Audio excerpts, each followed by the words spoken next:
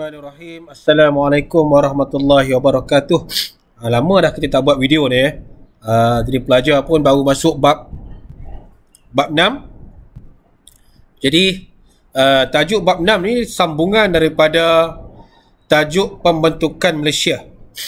Mana tumpuan kita pada bab ini pelajar, apa yang pelajar nak faham? Okey, bila kita tengok tajuk awal-awal ini, dia ialah berkaitan dengan cabaran. Apa itu cabaran selepas kita berusaha membentuk Malaysia, Singapura, Tanah Melayu, Sabah, Sarawak? Cabaran kita kena tengok. Pelajar tengok di situ. Jadi kita tengok antara cabaran ya, sebelum kita masuk, pelajar yang ini kena baca. Singapura keluar daripada Tanah Melayu, ancaman komunis, isu pembangunan, ekonomi, dan paling tragis adalah peristiwa 13 Mei lah. Okey, baik. Tengok balik. Dalam bab ini, dalam bab 6.1, kita nak tengok cabaran dalaman. Pelajar boleh tengok dulu cabaran dalaman ni. Okey, pada muka surat 116.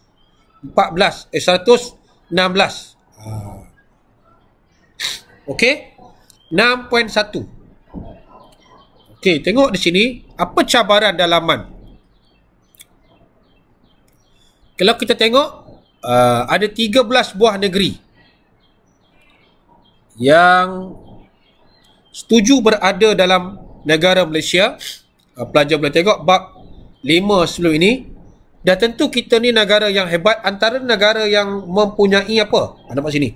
Cabaran kita, ini cabaran dalaman kalau soalan tanya Pertama ialah latar belakang kaum dan etnik yang berbeza. Sabah, Sarawak, Tanah Melayu sudah tentu kita mempunyai masalah di situ, bukan? Ini yang pertama. Yang kedua adalah keseimbangan pembangunan antara timur dan barat di Tanah Melayu, Sabah dan Sarawak. Ini nombor 2. Nombor 2 Dan sosioekonomi. Ini melibatkan, kan British dia telah buat satu dasar. Cuba pelajar tengok balik. Dasar British apa? Dasar pecah dan perintah. Tengok dasar British ni. Yang mana kita tengok dalam dasar ini, orang Melayu ni mana? Kampung. Cina mana? Bandar. India mana? Estate. Kita nampak 3 kaum utama ni. Jadi ini cabaran dia. Selain itu, cabaran yang kedua kita nampak cabaran daripada persaingan politik yang boleh mengugat perpaduan kaum. Ini juga cabaran. Ini awal-awal Seterusnya apa dia? Tengok hijau pula. Ancaman komunis, cabaran. Kita ni merdeka, masa itu masih ada ancaman komunis Jadi kalau kita tengok dalam bahagian ini, antara cabaran-cabaran yang kita hadapi, kita tengok satu persatu. Cabaran yang dihadapi oleh Malaysia. Tengok sosioekonomi itu. Pelajar tolong baca sekejap. Kita nampak di situ. Jadi cikgu dah bagi tahu dah. Tanah Melayu kaya dengan biji timah dan getah. Sabah Sarawak hasil hutan dan juga petroleum. Jadi kita nampak di sini. Cabarannya ialah nampak sini, hasil bahan asli bila kita dah gabung dengan Sarawak dan Sabah, dia meningkatkan jumlah ekspor negara. Namun begitu, kita nampak masalahnya ialah bagaimana kita nak menyeimbangkan pembangunan. Sabah, Sarawak, sebab jauh bukan dekat macam sekarang senang je bergerak. Pada waktu itu bukan senang. Cabaran untuk membina kemudahan asas, cabaran ekonomi yang seimbang, itu cabaran. Itu sebab kita tengok dalam buku Strategy for Action, ini buku ini, Tun Razak meminta apa? Semua rakyat agar berdedikasi dalam usaha membangunkan negara. Bagi kerjasama lah dalam usaha nak bangunkan negara ni, dia memerlukan kerjasama daripada semua pihak. Okey. Yang kedua, dalam cabaran ini, kita tengok macam mana kita nak mempelbagaikan kegiatan ekonomi. Apa yang kita faham di sini? Kita nampak di sini. Macam mana kita nak hasil ekonomi pada waktu itu tak ada lain. Kita belum lagi negara industri. Kita hanya ada pertanian saja. Jadi, Sarawak dan Sabah ini kaya dengan hasil bumi. Hasil bumi ni maksudnya petroleum dan hasil hutan lah. Jadi kerajaan perlu menyusun macam mana kita nak, bukan hanya berharapkan biji timah, petroleum, hutan saja. Pada masa yang sama kita juga nak buka bidang-bidang lain ataupun tanaman-tanaman baru. Contohnya kelapa sawit, koko. Pada waktu itu kita getah kita belajar kita merupakan negara pengeluar getah utama di dunia. Itu cabaran mempelbagaikan kegiatan ekonomi. Bukan macam hari ini macam-macam kita boleh buat. Seterusnya cabaran sistem pengangkutan dalam bentuk muka bumi yang berbeza. Dah tentulah cabaran untuk membina sistem perhubungan dan pengangkutan yang baik. Kalau negeri Sabah dan Sarawak, dia masih menggunakan pengangkutan air. Ini sebab bentuk muka bumi mereka pada waktu itu. Jadi bagaimana kita nak membina sistem pengangkutan sampai kepada bahagian pedalaman ni.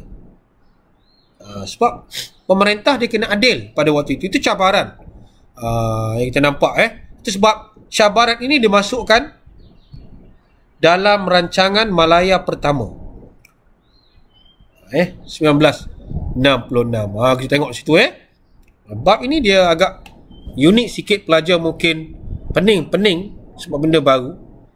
Kita tengok sistem pengangkutan. P seterusnya tengok. Ini penghubungan pengangkutan, pendidikan. Apa cabaran pendidikan?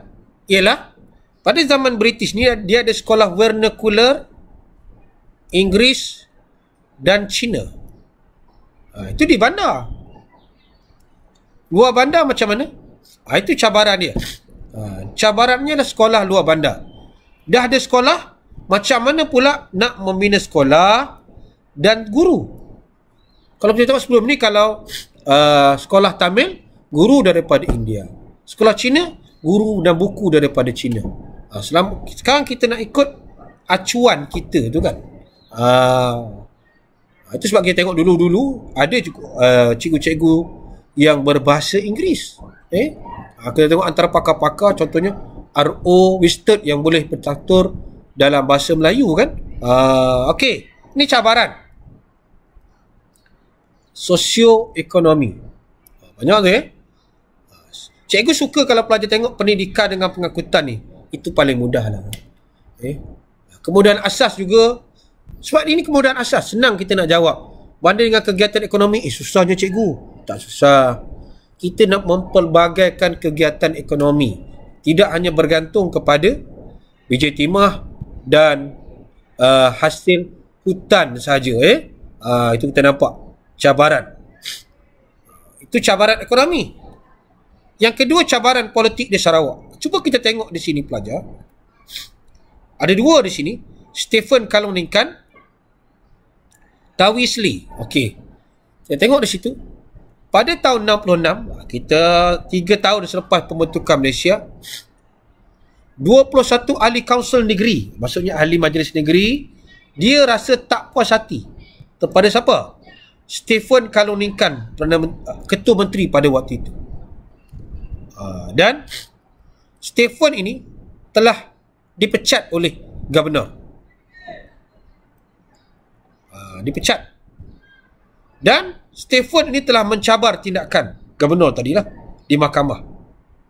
Dia mencabar dan keputusannya dia telah memenangi kes ini. Itu uniknya. Cabar dan menang, akhirnya menjadi Ketua Menteri semula. 21 ahli tak puas hati, Governor memecat, naik semula, dan ada undi tidak percaya daripada kaunsil negeri. Jadi kita nampak kesannya di sini ialah negeri Sarawak itu tak stabil. Jadi bagaimana di akhirnya kita nampak Stephen Kalaunikah ni telah digantikan oleh Tawi Seli. Tawi Seli ke Tawi Sali nampak situ. Ini pengganti beliau lah, Stephen Kalaunikah diganti sini. Okey. Ini antara yang senang. Perpaduan kaum. Nak wujudkan perpaduan kaum, cikgu dah bagi tahu tadi. Oleh kerana kita ini pelbagai budaya, pelbagai agama, sudah tentu kita, masalah kita ialah perpaduan.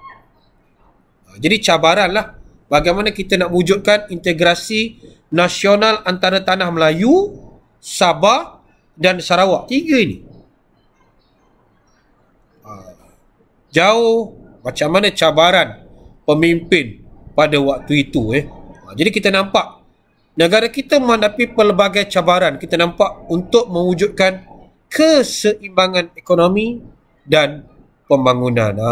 Jadi kita nampak bila kita belajar dalam 6.1 ni, perpaduan kaum, politik, ekonomi. Ini mungkin sosial lah.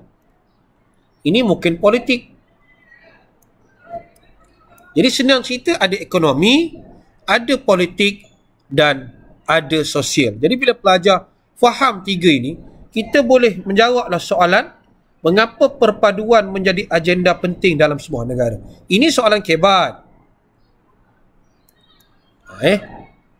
Bila ada perpaduan, politik jadi macam mana?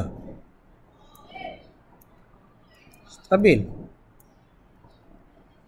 Bila politik stabil, negara jadi apa? Maju. Kenapa negara maju? Ekonomi berkembang. Dia berkait-kait lah. Bila ekonomi berkembang, rakyat mudah mendapat peluang pekerjaan. Jadi kita nampak, sikit saja kita belajar hari ini pelajar, lebih kurang dalam 3 muka surat untuk memahami tentang cabaran awal Malaysia ini. Daripada cabaran ini, nanti kita akan sambung video yang kedua nanti, iaitu bagaimana Singapura keluar daripada Malaysia. Okey, cukup setakat ini. Sikit belajar, jangan tak belajar langsung. Rujuk buku teks, rujuk modul latihan kita. Cikgu harap dapat membantu anak-anak menguasai sejarah dengan baik. Okey, terima kasih.